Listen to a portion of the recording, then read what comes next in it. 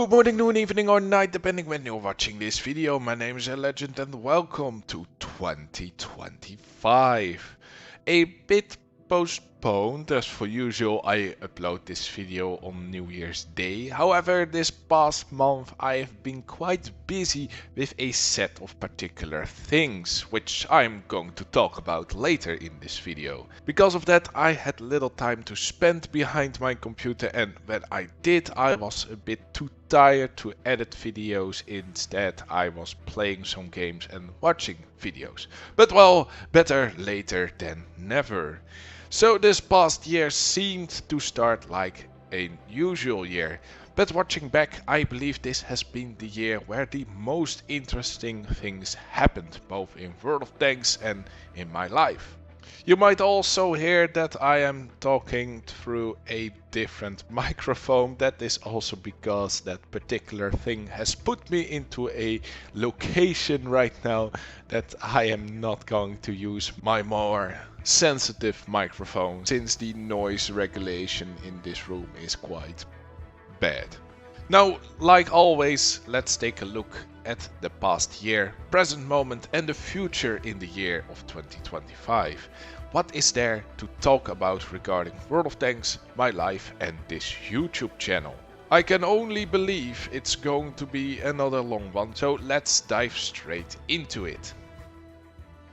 World of Tanks in 2024. So looking back at World of Tanks in 2024, and I have to say that it is quite the great year if you compare it to the relatively disappointing track record starting off way back in 2018 or so. 2024 feels like a bright spot in an otherwise dark period. Let's just hope it's only going to get brighter from here on out. A general positively look back out of the top of my head, but let's test it like we always do, going through the points presented at Wargaming's 2024 teaser video from a year ago and see how those implementations will hold up with either being passed, failed or not done. Experimental mechanics, not done. So we don't got any of the experimental mechanics this year, but I'm actually glad for that.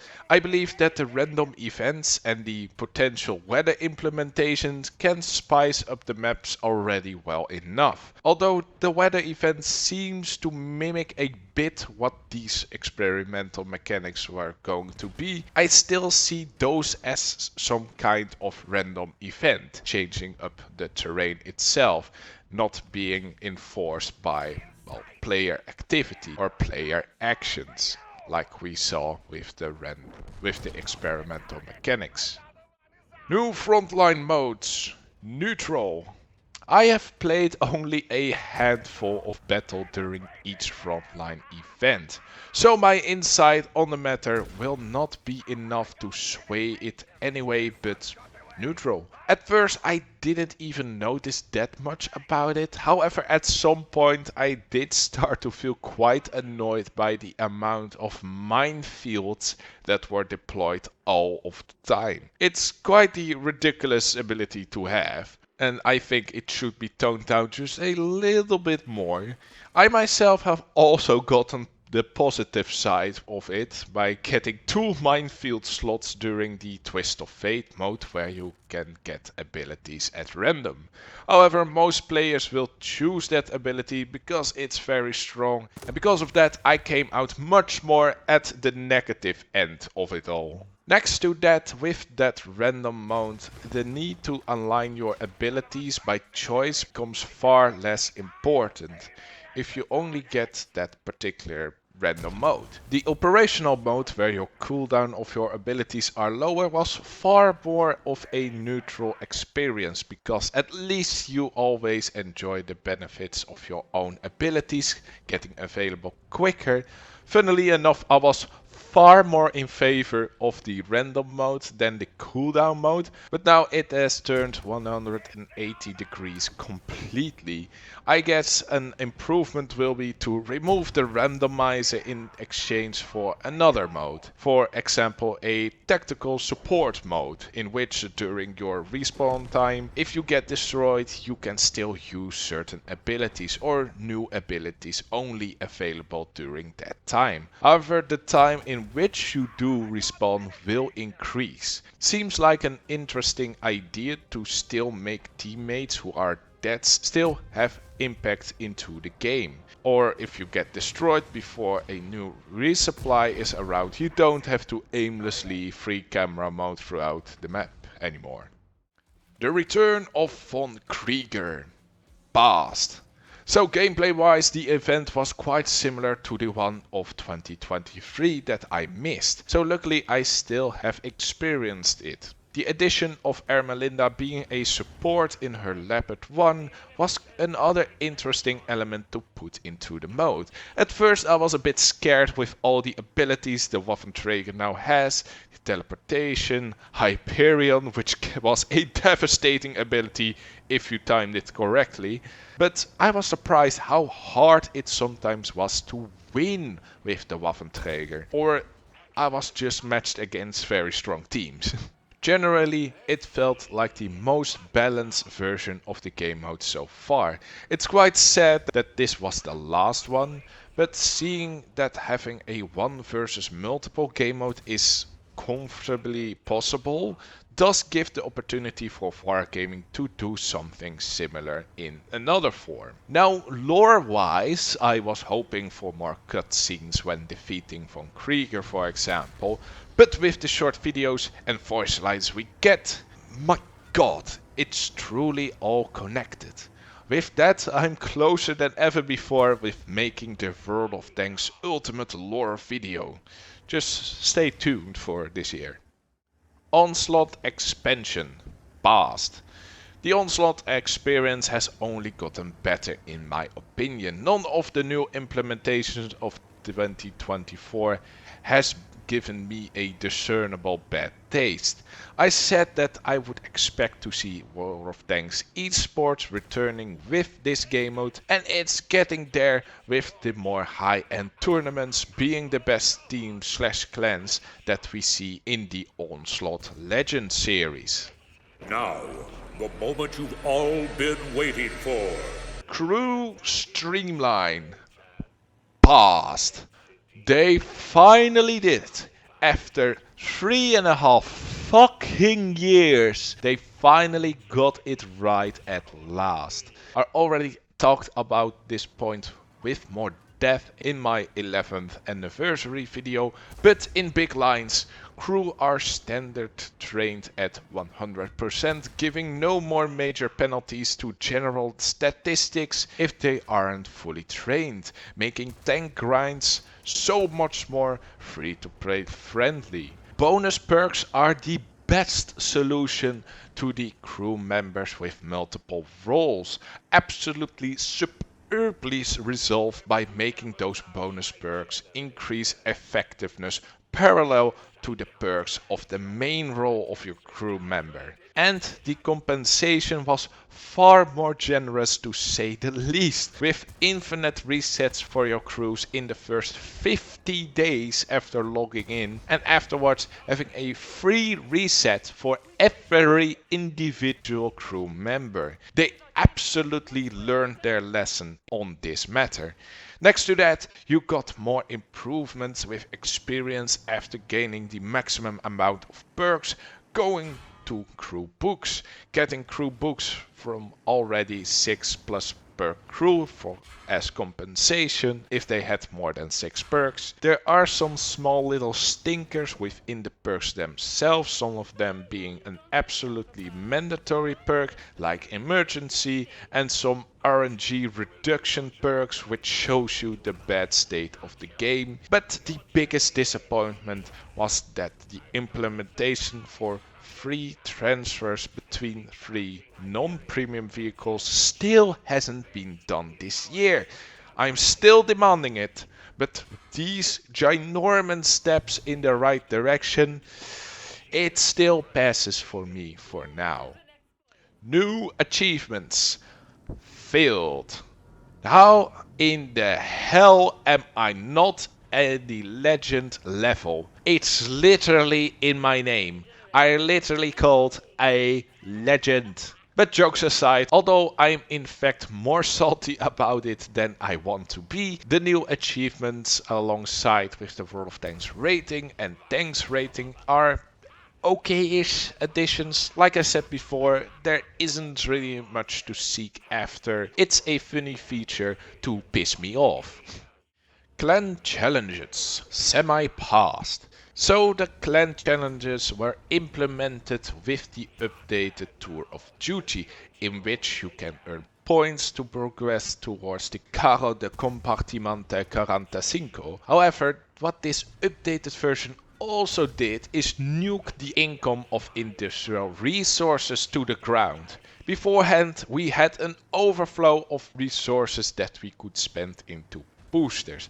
But since the change, there has been a discernible decrease in such level that we can't actually uphold our used to be regular 2 boosters each evening policy of our clan. This really seemed like a detrimental blow towards the more casual clans who aren't on the high player activity. However, this in my opinion is a setback with a way bigger payoff. Since the prizes and progression that has been changed, never before have I seen so much interaction between clan members who wanted to go for the Carro 45.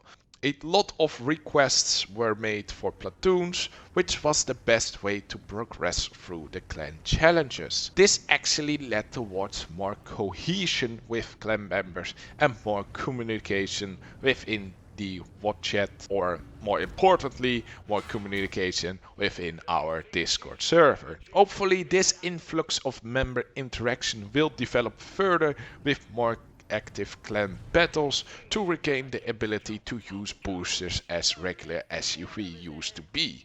It is still being on the works. The only remark I have to attain here is to update this Tour of Duty progression at some point, because several, although highly active, clan members have already unlocked the tank, but there is no further progression to go for. Unlike the Battle Pass, for example, where you can get towards the elite levels, which are almost impossible to complete even for the most active players. But wait, there is more! Because alongside the updated Tour of Duty, we got a new type of clan battles. Maneuvers. Now, I recently made another look back video regarding this game mode. And to make a long story short, it's a replacement for Clan Wars. Feels more flexible and inclusive, being interesting for both competitive clans who can go for the highest spot on the leaderboard, but also for casual clans who, through continuous stage resets, can increase their fame points to the point they can attend the auctions. Like Onslaught, you can play this competitive game mode more casually. Fun modes, semi-passed. Winter Arcade and Overwhelming Fire were once again available for a short while. I haven't done the Overwhelming Fire before, but it was quite funny and a good practice for me personally before I grinded the Czech machine gun light tank line out. The Wipeout race wasn't implemented, which was a shame since it looked quite fun. It's disappointing to see that Wargaming just throws away this game mode because the mechanics will not be used later on, or well, the game mode wasn't really completed, although it looks pretty finished up in the teaser video from a year ago. But it's all speculations. For now, let's hope that it gets recycled to a somewhat April Fool's game mode, which they also haven't done in many years. So it's about time to do that once again. Vehicle evolution. Past. The buffs towards the Batchat 25 ton and the Panzerkampfwagen 7 are amazing. I don't see the meta being broken because there are too strong, but they are so much more enjoyable to play, especially the Batchat with the highly improved gun handling and increased ammo loadout. More buffs like this please, keep it going. There was also the mention on lower tier rebalances, haven't seen much of that, but I do not care that much about low tier. 3 new tech tree branches. 3 on 3, 3, 3. How do you pronounce 3 and 3 in the same sentence with the distinction between 3 and 3? Sometimes the English language. Oh. The Japanese heavies, which I was afraid of being the newest meta-breaking hold-down monsters of this year, but thank Lord Almighty that didn't happen. Strangely enough, the opposite thing happened, and it seems that the tanks are so underwhelming that I barely saw them on the battlefield. Which is strange with the increased gun depression and the gun accuracy increase mechanic. Maybe because it has actual weak spots? It can be countered effectively when hull down. Quite sad to see when a balanced tank, armor-wise, gets introduced, the player base aren't interested in it. Way to give the example to Wargaming guys, definitely not giving them the idea to never should make these tanks again, but instead go full on hull down tank without any weak spots, like the new British twin-barreled gun vehicles that they want to implement. Wait, what do you mean, hypocrite? I wasn't interested in it. Wait. Okay, alright. Just for making this point, I am going to grind this tank out. Okay, happy now, happy now. Now do the same. Because we need this. We need more balanced tanks. We don't want to give Wargaming the bad example of only giving us hull down monsters. The Czech light tanks, the line I actually went for this year, it was very fun to play. Not broken, although catching out a low armor tank with your HE is just quite filthy, but it's a rare occasion. Unique gameplay, interesting model, nothing too broken, very good tank design in my opinion. Now the Polish TDs is where you get into a bit of bullshit with those close range high DPM scenarios. The tier 10 is also quite armored, making it pretty formidable, and even sees play in competitive game modes, especially in Onslaught, with the particular ability it has to be at god tier levels at close encounters. However, to judge the entire line, it's just on the okay side. They aren't as dominating as the Object 268 version 4 was when it got introduced, so relatively good for a TD, and great design on the other two lines makes this point truly passed. More random events, semi-passed. I would say that the random events in themselves are an interesting and good feature to implement in certain maps. But that's the only point they miss sometimes. Certain maps.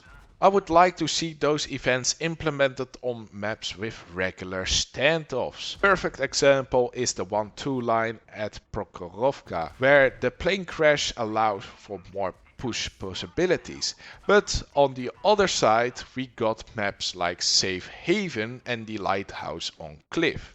But mainly Safe Haven, which acts as the primary example how not to implement random events. Cutting off avenues and push possibilities. I am not the only one who is against those random events at Safe Haven. Hopefully Wargaming will come back from these kinds of random events and only implement those for enabling push-throughs at stalemates or an alternative flank to maneuver through, just to keep that battle progression flowing and stop those Mexican camp elves. The Halloween story, past. Project Babylon was amazing and truly represents the next saga after Murney 13. I have uploaded the creepypasta style story of Project Babylon in which it's clear that this will continue. I don't think I'm going to make a look back video about Project Babylon since it's quite similar to Murney 13. The extra edition of the Last Stand mode was quite fun and interesting to figure out how to deal with the challenge. There was a meta that was figured out quite early on, going to a certain easy to defend area, but even with a 5-man platoon with communications, it was still quite the challenge. Most of the other features has also been present in Murney 13 before, and the newer elements can be implemented in the World of Tanks lore video, alongside the last Waffenträger event. For now, I will speculate that we see the next iteration of Project Babylon playing out as an assault to the secret German base that might still be operational within the deepest phase. So conclusion, out of the 12 previously mentioned points, none of them have actually failed. Okay, in all seriousness, I don't think the achievement system is an actual failure because they didn't give me the legend rank. Some of the worst points are points that haven't been done.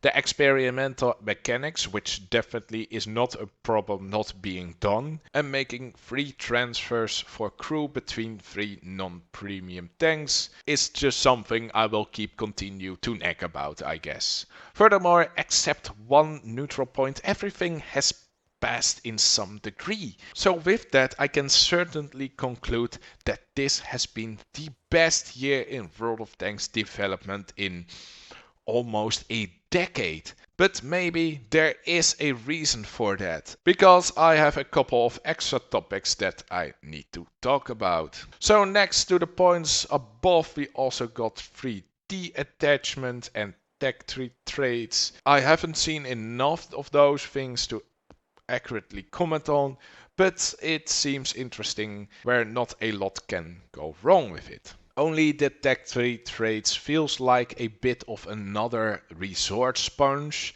Speaking of which, the amount of assembly shops and loot boxes event is getting absurd.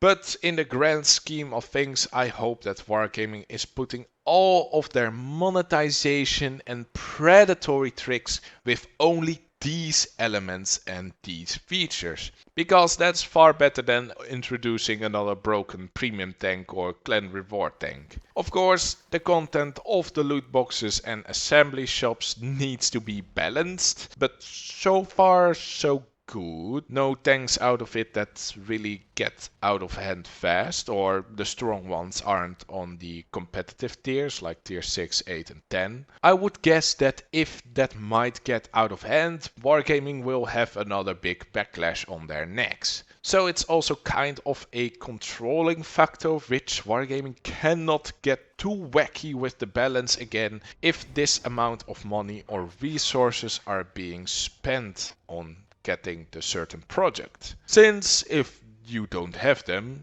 you don't get the tank. So in the end, am I liking those features? No, not necessarily, but if you don't try to go for that one item in the loot boxes and Wargaming is only putting their schemes in there, it's acceptable, I guess. I mean, you still get more value out of what you spent on the Christmas holiday loot boxes, which I actually spent some money on. It's the only thing I think I will ever spend money on in this game. So with that, the future of World of Tanks seems a lot brighter with the trends that have been developed this year. Even the worst aspect of the loot boxes and auctions being something that can be viewed in a more positive light.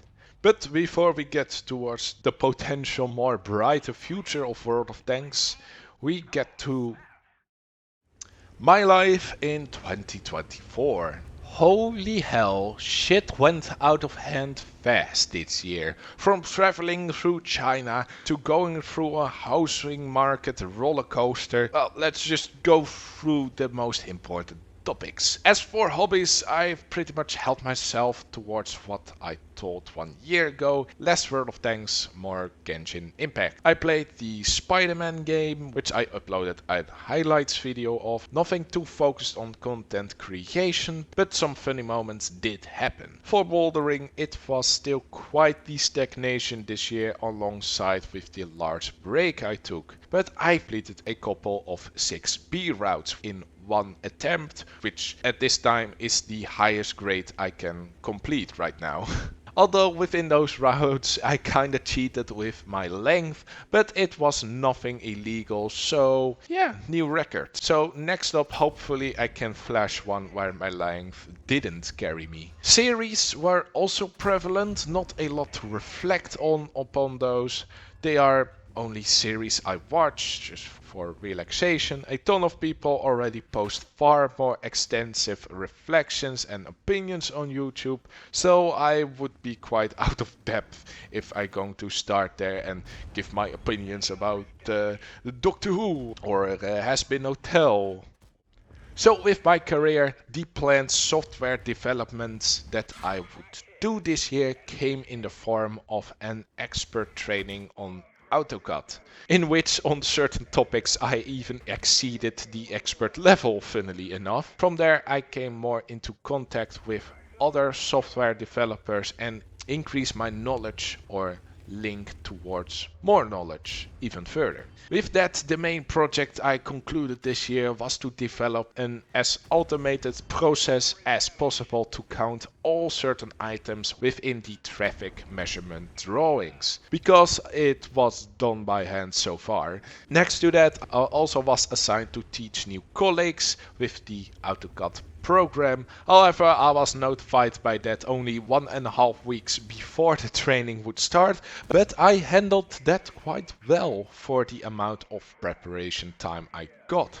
Later that year I gained more knowledge about to prepare and make trainings more proactive and interesting, so I pretty much changed my signature from designer drawer to designer drawer traffic measurements, writer on accessibility, livability, safety and communications reports, AutoCAD in-company developer and trainer.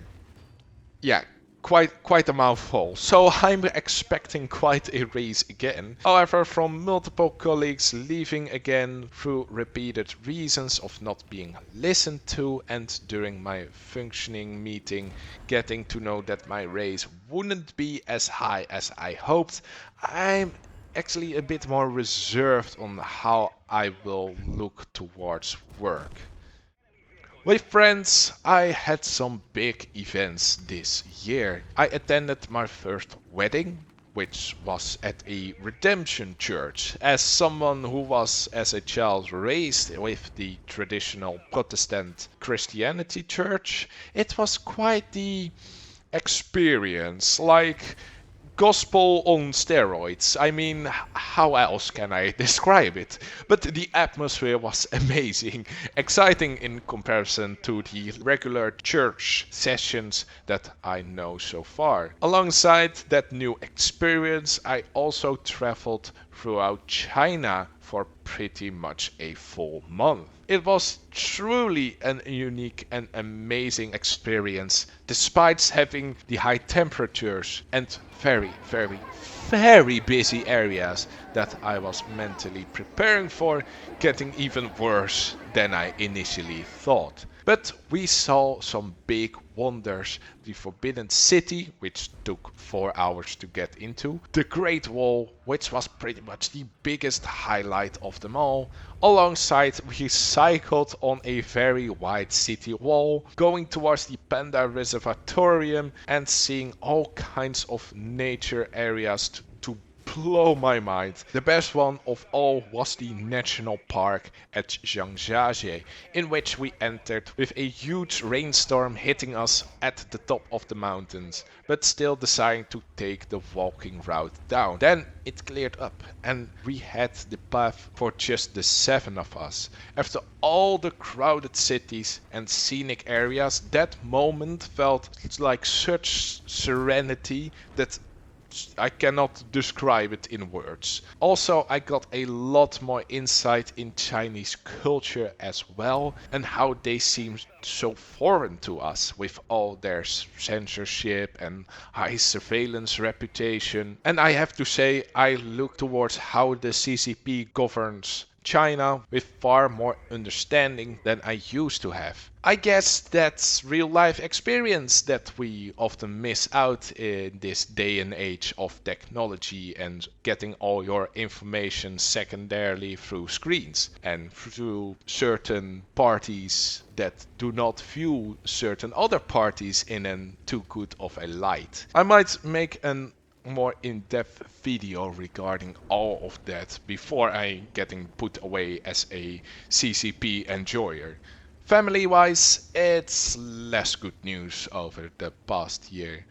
Alongside my grandpa's death this year, my other grandparents who are left are also dealing with more and more health issues. My grandpa with his hip, which are going to be replaced soon, hopefully, and my grandmother with her heart. My mother has also gotten some worse news regarding her kidneys. Otherwise, she's doing fine, but she had to go in yet another transplantation because her kidneys are not functioning properly anymore because her high intake of medicine that she needed to do for her double lung transplantation.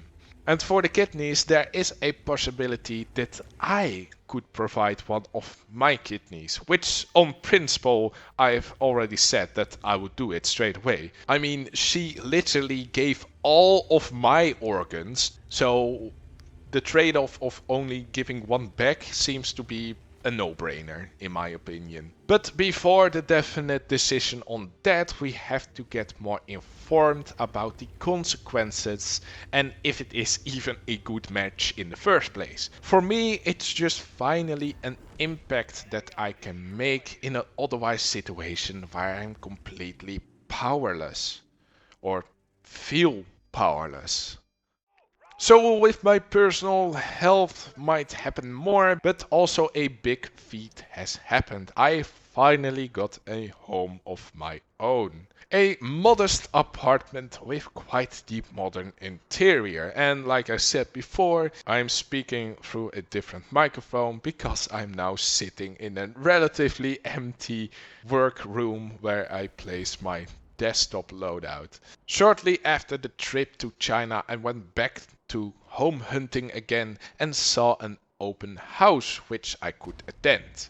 The home looked good. I was willing to pay quite a bit over the initial price and even bribe a little bit with beer towards the previous owner because I figured out that he was a beer enjoyer just by scanning through his apartment. This is what has occupied me quite a bit more this past month than I thought. My expectations were, of course, far too naive, but still a lot needed to be planned and fixed, even though the apartment was pretty much renovated a couple of years ago. Although some things didn't go as planned, I almost lost my access to electricity and I had quite the trouble with the glass fiber internet cable connections, which eventually turned out to be me plugging in the wrong internet cable at the modem. Yeah, the actual cable was in a cabinet next to the modem, which I didn't notice. Yeah. Sometimes I feel like negative IQ when handling these things at my new home. But I gradually altered my expectations now and accepted the fact that more time needs to be spent on this, and by doing that, other things like this video, for example, are simply being postponed. My YouTube channel in 2024. So the previous year I had my 3-month hiatus from World of Tanks.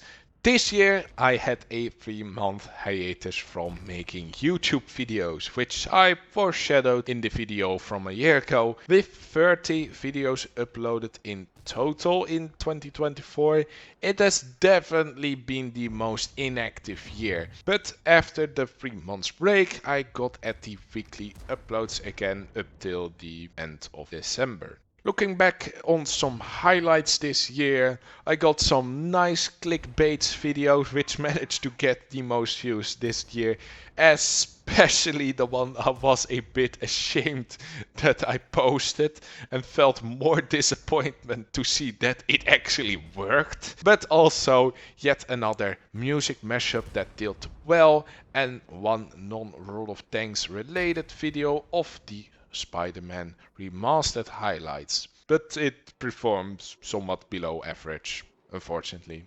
Well, can't win them all. Furthermore, it was a year of final video output and small continuations of certain series with no end. So that brings us to the present days. In the current now, I still look towards World of Tanks with a more positive perspective. However, the recently announced British double-barreled heavies are implying some more hull down bullshit that is going to get in the game soon. But let's hope it kind of follows a bit on the steps of the Japanese heavies or the Chinese heavies, in which they are way less powerful than they first seemed. Furthermore, if the random queue is getting too annoyed because of the new British vehicles, or I get annoyed about RNG, which, well, is bound to happen when I get more active again. I want to play more active the upcoming months, as long as I got the around 60 days of premium time that I got from the loot boxes this Christmas holiday from the holiday ops. But next to that, I also found another few interesting fun modes that I can always attempt. A while ago I came across this humans versus zombies community, which are, well, regularly organizing this humans versus zombies minigame mode, in which you are playing either as human or zombie, and the zombies need to ram the humans to death. Humans are mostly the Panzer 1C, and for zombies you often see Ramatal, Panzerwagens, LTs, no EBRs. Light wheeled vehicles are not allowed. So I always find it funny to do. So I might do that. And also I recently got the EBR racing mod installed, and I found it quite interesting to do. So that's also a potential fun mode to do something with. The MBTT clan is having a bit of a management change. I recently appointed 2 more active higher ranks to occupy the function of executive officer, giving them more authority about the direction that the clan should take. I remained general overseer mainly for the rank management, but clan battles and recruitment I am allowing big changes if the new executives are wanting it. In real life, I am a bit in an in-between space where I don't have everything figured out about my new living condition. Mainly aspects that seems to be easy to do or fix are to me almost impossible, which hurts a bit of my confidence of living on my own. I really need to find a rhythm and plan out all of my housewarming parties for different groups, but I believe that eventually in time that will definitely improve. YouTube isn't really on my mind right now. I haven't planned out a video release timeline for 2025 yet, and notice a distinct shift of priority where video creation is taking the back seat. However, I do have at least something planned out. World of Tanks in 2025. So with a more positive outlook from this past year, I will keep up some activity on World of Tanks. I will also be slightly more involved with the clan activity again, after agreeing to advise and guide some of the new active executive members, and generally keeping the upkeep on several clan related matters. Next to the completion to the Type 71, I also got some plans whenever the random battles are getting a bit tiring for me due to, well, mainly RNG. So whenever that happens, I actually will turn more towards the humans versus zombies and the EBR slash Panzer 1C racing that I recently got acquainted to. But mostly trying to heighten the clan activity through platoons and clan battles, and maybe also sprinkle in some of these fun modes as well. And finally looking forwards towards the plans that Wargaming has for 2025. So Wargaming has put on quite a cryptic video called The Future of World of Tanks in 2025 teaser. They added the teaser bit later on. It's a 1 minute video containing 50% exhibition and 50% actual things that might be content. So it's not a lot, and it's also not clear what it's going to be exactly. The community was quite outraged by this. I think that Wargaming doesn't want to overpromise again, although they did achieve a substantial part of promises from the future video from a year ago. So I don't understand why they don't put out a similar video to that one. Nevertheless, I will still try to figure out what it is and give my first thoughts about it. But do take into account that the speculation level is once again quite high. Map on the wall. So after a quarter of a minute of blah sound effects and some kind of German tank chassis being shown, which tells us very little, we encounter a map on the wall. Now, we have seen these kinds of maps on multiple locations before.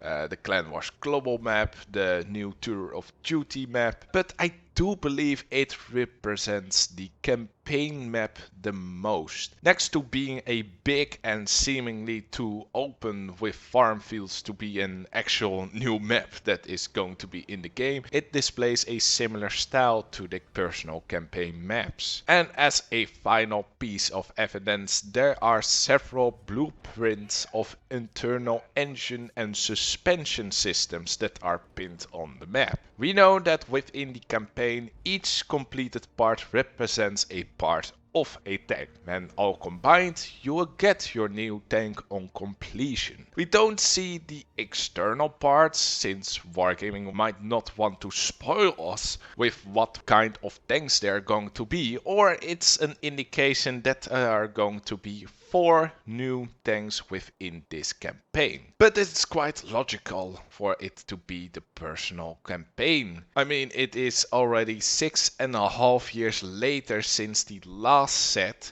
and around 9 years after the first set came out.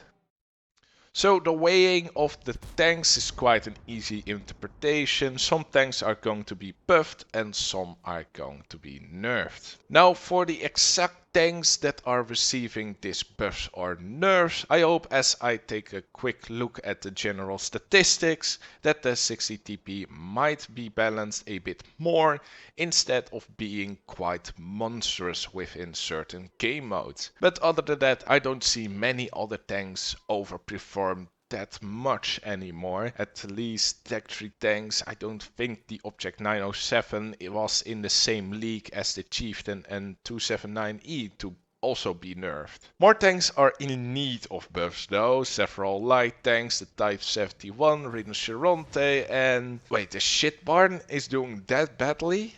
I'm not sure if I would agree to that last one, but also the concept number 5 and the 62A could be better than they are right now.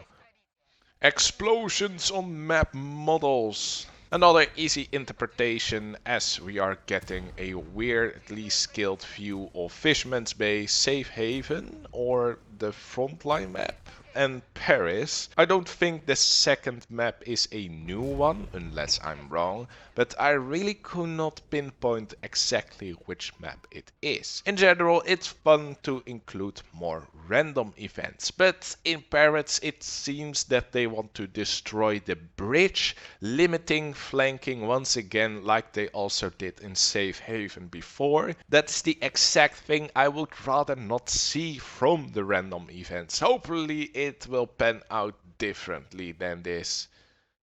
So in between the subjects I mentioned before, there are in between shots of certain parts of what I could guess is a new tank. However, these parts might tell a bigger story. We have lights that are being turned on that might indicate working lights that can be automatically or manually activated during night battles, maybe, giving a cone-like extended view range like in Steel Hunter, where you can spot further but maybe also reduce your camo. We also see a periscope which might indicate an equipment like binoculars or camo net that will be visible on the tank model if you equip those. That way you recognize what type of equipment a tank is running. Can be very interesting.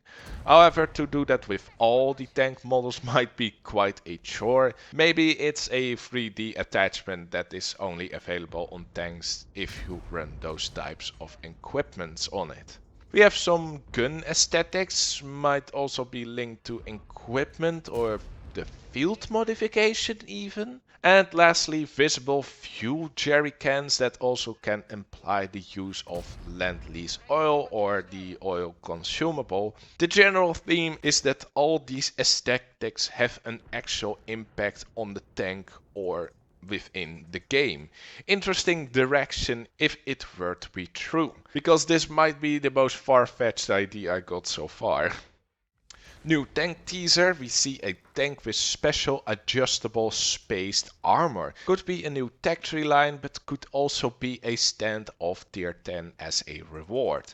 But I think it's a tech tree, at least as the last shot of the video displays a line of lights where 6 out of the 10 are lit. However, major speculation here, this might also mean that there are maybe 60% on the way on completing a new tech tree for a new nation. There might be a Romanian or Hungarian tech tree with this special tank. Who knows?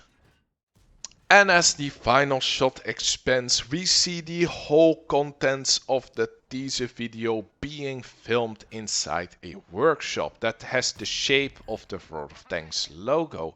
Many believe that this indicates a ginormous update like a World of Tanks 2.0. However, I think people get mixed up with the Russian World of Tanks, who is soon going to have the alpha update, containing so much can be seen as somewhat of a World of Tanks 2.0, but that's on the Lesta World of Tanks version, not the Wargaming World of Tanks version we enjoy here in the EU. My guess would be a bit smaller in content, but still big on impact. It would be quite nice to see that this workshop will turn out to be the new garage. It has quite the interior that I wouldn't mind having as a garage. It would be an homage to the old garage from before 1.0, because right now we are displaying our tanks inside some forest area. Also, we have this standard garage for quite a while already, so might be, could be, should be actually.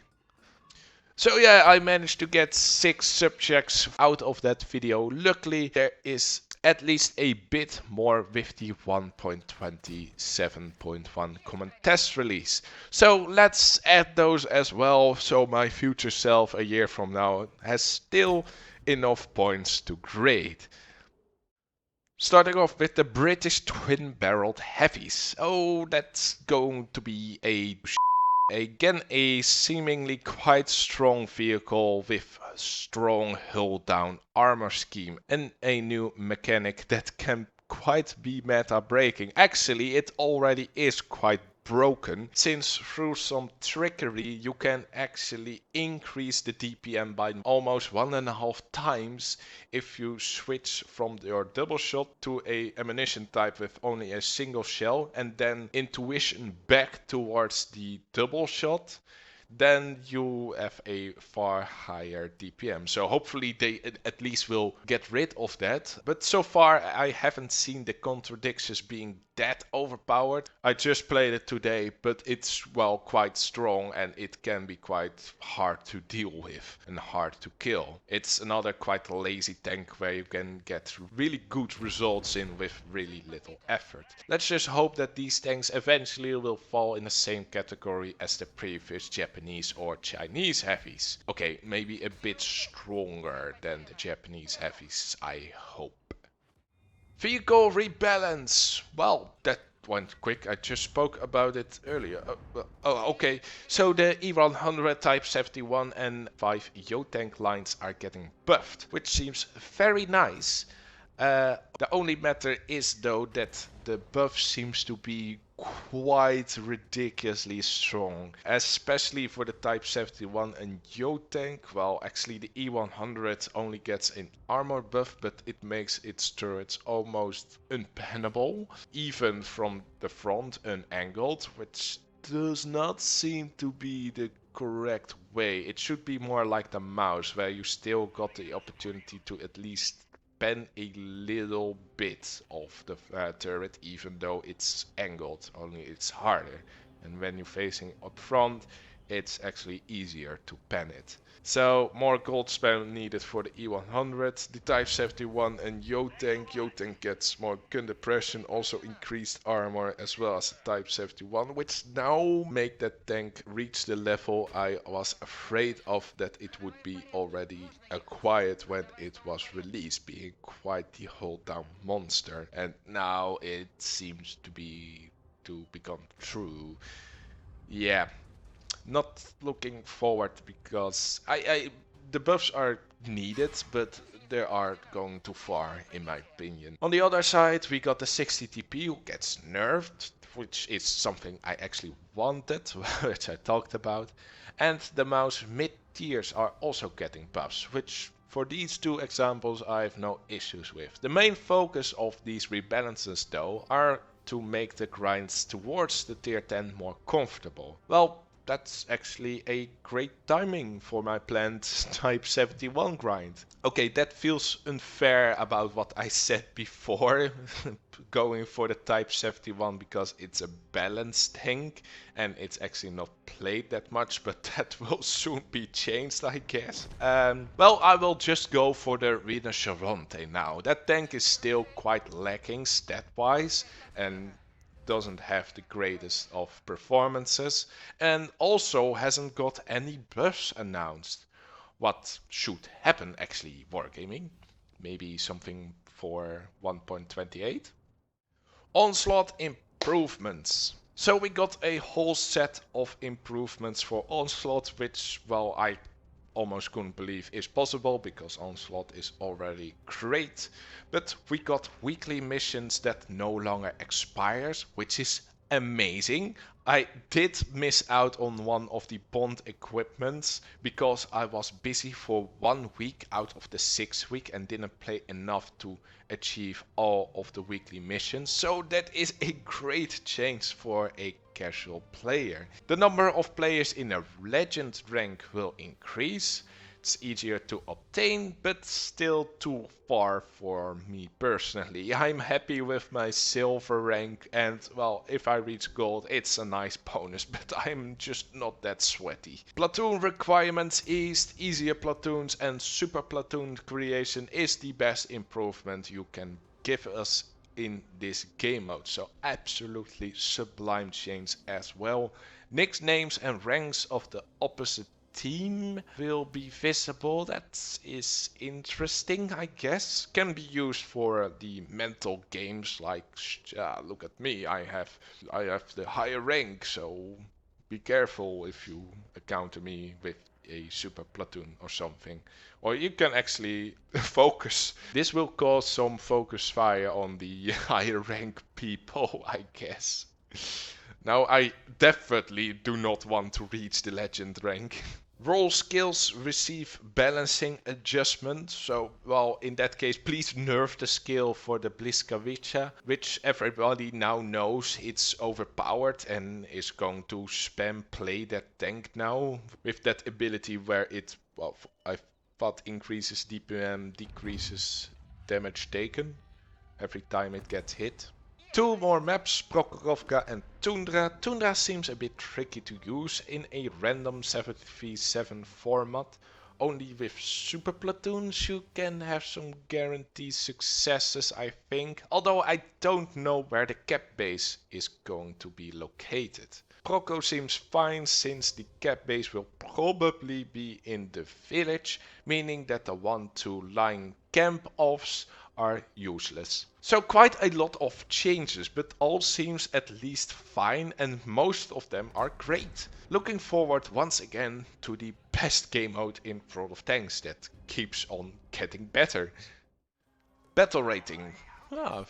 Very interesting. I'm highly curious what Wargaming will do with this kind of feedback. And I also hope players are going to take this edition very seriously. Don't dislike every game you lose and don't like every game you win. It is how you win and how you lose. Like winning in a 50-0 with 1.5k damage on a tier 10 is going to get a dislike from me. And consequently a 13-15 loss with a high action, high impact stakes will still get a like, even though I miss out on a lot of experience and credits if it were to be a win.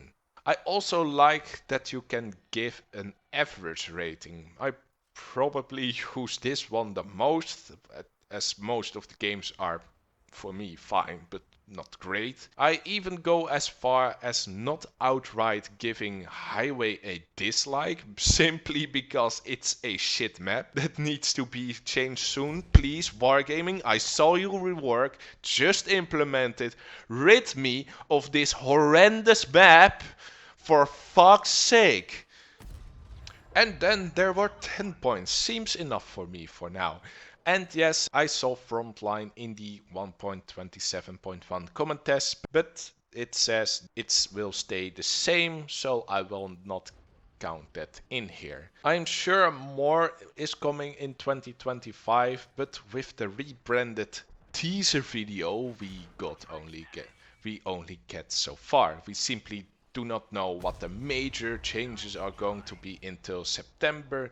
But in general, the changes seems fine. Let's just hope that stays that way. Although for now, my conclusion is a bit more negative, seeing that some of the buffs towards vehicles are getting too strong, creating a cycle of low performance tanks being overbuffed, so everybody is going to grind them, to play them, to spend their resources in them, and then they're getting nerfed a year or 2 years from now. And the same cycle will continue, and the next tank in line will probably be the Rinoceronte or other low performance tanks that will get massively buffed. And yeah, that cycle continues. We saw it with the Mouse, with the Kanwag, the T110E5, I even believe. We had the AMX. The AMX M4. Like, this is a trend that hasn't been really that noticeable over the years because it's only one tank. Now it's with like 3 at the same time, but it's a apparent vicious cycle which, well, we need to talk about more in the upcoming year if that might continue to have a more negative impact in the game. So yeah, mostly I'm looking positive to most of the changes, but that singular part is still a bit worrisome. My life in 2025. So with me living on my own, I gained a lot more control of my life, so to say. Feeling more comfortable and confident for, well, all kinds of things, I guess. I hope I will mentally develop that way. It seems such a weird analysis of things, but hey. For starters, I want to check out some of my long not spoken acquaintances from work and college and invite them at some kind of housewarming light party. Just visiting over and showing off my house, I guess. No new hobbies on the horizon, just looking how well I can maintain my current hobbies with living on my own. My career plan is a bit complicated. On the one hand, the raise that I will get can definitely be disappointing regarding to all of the things I added towards my operations at work. But on the other hand, I really like the work that I do, and I get at least some value out of it through great colleagues. I will also assess how my new income will uphold towards my new way higher monthly expenses. I wonder how much there will be left to do fun stuff with pretty much. I know I am worth a bit more than I currently get, but I also value the work that I do and colleagues I work with. But it looks like this year I'm going to be trained in actual programming, and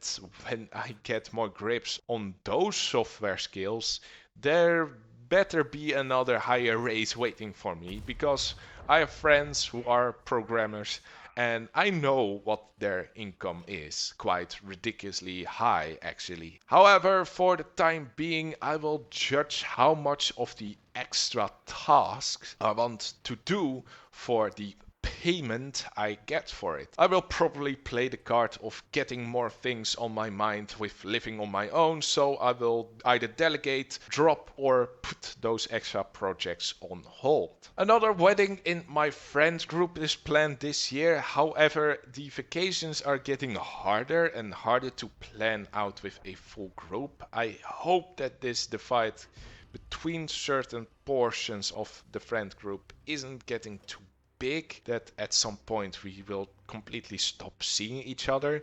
I will just invite them on occasion at my place then.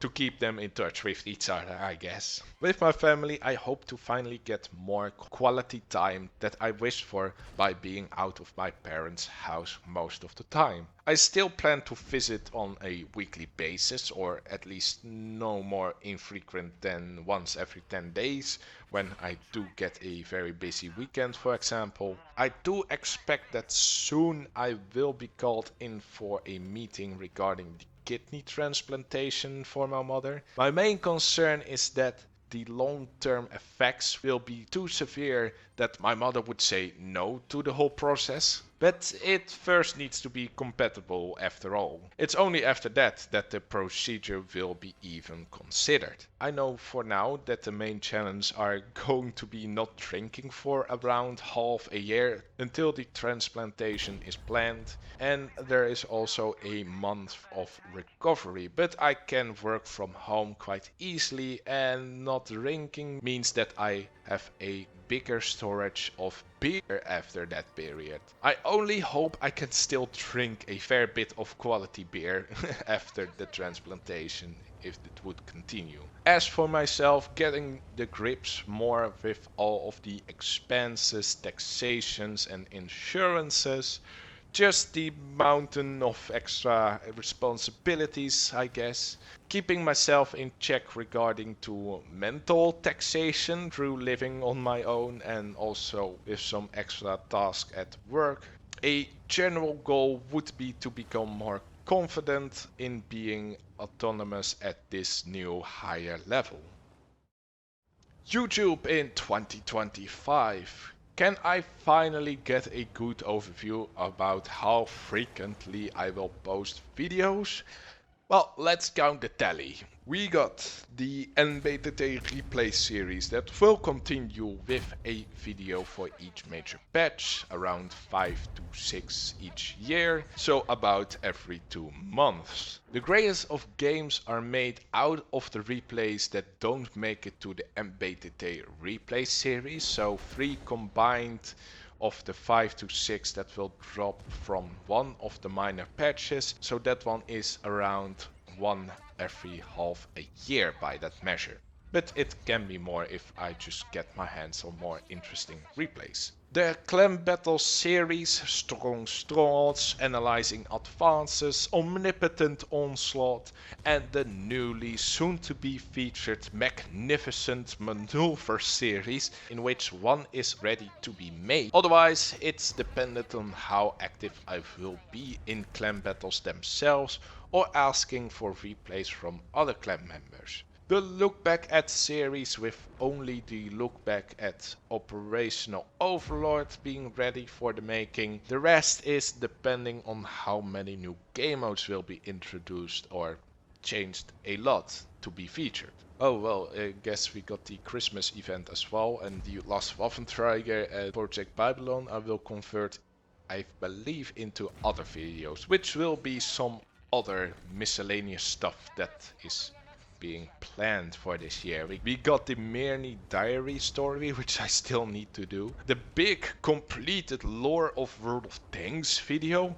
and maybe a very long postponed RNG video, which will be a wrap up of all the clips I have left, ranging back all the way to 2020. With that overview, we looking at only one video each month or two, depending on how much will happen regarding clan battles, new game modes, or I feel inspired again to start streaming or gather again highlights material, but for now I'm not so sure about that.